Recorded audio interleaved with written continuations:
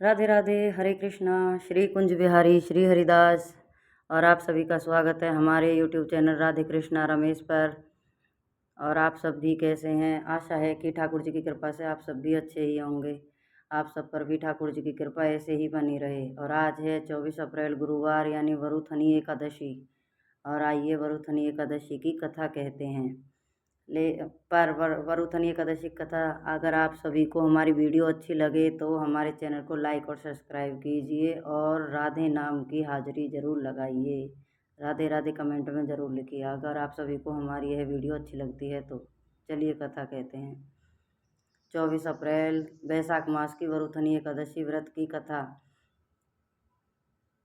एक बार महाराज युधिष्ठिर ने श्री कृष्ण से कहा कि हे भगवान, आप मुझे कोई ऐसा व्रत का विधान कहिए जिससे पुण्य मिले। तब भगवान श्री कृष्ण ने कहा, हे युधिष्ठिर, ऐसा व्रत का नाम वैशाख मास की वरुथनी एकादशी है। यह सौभाग्य देने वाली है और सभी पापों का नष्ट करने वाली है।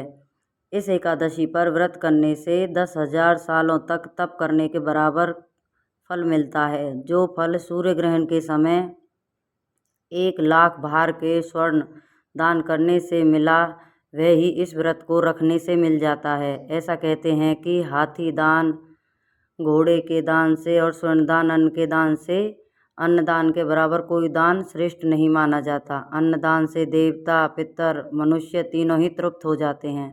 इस एकादशी पर कन्यादान और अन्नदान दोनों के योग के बराबर ही फल मिलता है। जो लोग लोभ के वश होकर कन्या का धन देते हैं, उन्हें अगले जन्म में विलाप का जन्म मिलता है। जो मनुष्य कन्यादान करते हैं, उन्हें पुण्य चित्रगुप्त भी नहीं लिख पाते।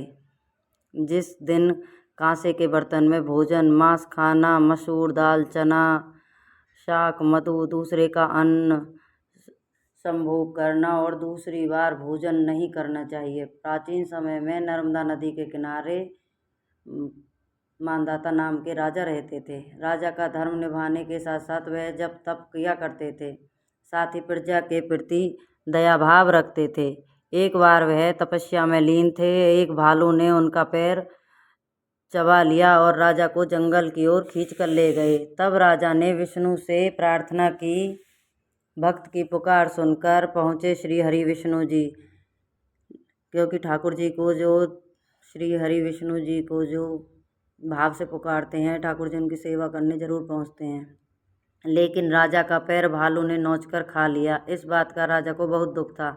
राजा को दुखी देखकर विष्णु भगवान ने कहा, राजन, भालू ने जो तुम्हारा पैर काटा है वह तुम्हारे पूर्व जन्म का पाप है। राजा ने इससे मुक्ति पाने का उपाय पूछा तो श्री हरि विष्णु जी ने कहा, राजन, तुम मेरी वराह अवतार मूर्ति की पूजा वरुथनी एकादशी का व्रत करके करो। इससे तुम्हारे सारे पाप कट जाएंगे और व्रत के प्रभाव से दोबारा अंगों वाले बन जाओगे। इसके बाद राजा ने वरुथनी एकादशी का व्रत धारण किया और उससे उसका पैर ठीक हो गया। इसलिए श्री हरि विष्णु जी की कृपा सभी पर बनी रहे। जैसे उन्होंने राजा की मदद की, ऐसे ही सबकी किए।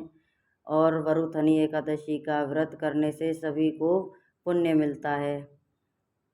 ठाकुर जी की यह वीडियो, ये हमारी एकादशी की कथा अगर आप सभी को अच्छी लगी हो तो हमारी वीडियो को शेयर करें और राधे राधे नाम की हाजिरी ज़रूर लगाएं। जय श्री कृष्णा, श्री कुंज बिहारी श्री हरिदास। आप सब भी हमारे चैनल पर ऐसे ही बने रहें, ऐसा लाड प्यार हमारे साथ बनाए रखें, जिससे हम पर भी ठाकुर जी की कृपा ऐसे ही बरसती रहे। एकादशी व्रत का जो पारण है वह हमें किस दिन करना है? वे जिस दिन हम व्रत रखते हैं, यह व्रत उदय तिथि में रखा जाता है, उससे अगले दिन ही हमें व्रत का पारण करना चाहिए, इसका समय सुबह 8:23 के बीच तक ही होगा। उस समय तक हमें व्रत का पारण कर लेना है, क्योंकि अगर हम अपना व्रत रखते हैं तो उसका सही समय पर ही हमें पारण कर लेना चाहिए। इसलिए व्रत पारण का समय सुबह 5:45 से 8:23 तक ही रहेगा। इसके बीच में ही आपको अपना व्रत का पारण करना है। इसलिए अपने सामर्थ्य के अनुसार आप गरीबों को दान भी दे सकते हैं। स्नान आदि कर कर भगवान विष्णु हरि की पूजा करें और पंचामृत से उन्हें स्नान कराकर अपने व्रत को पूरा करें। जय श्री कृष्ण।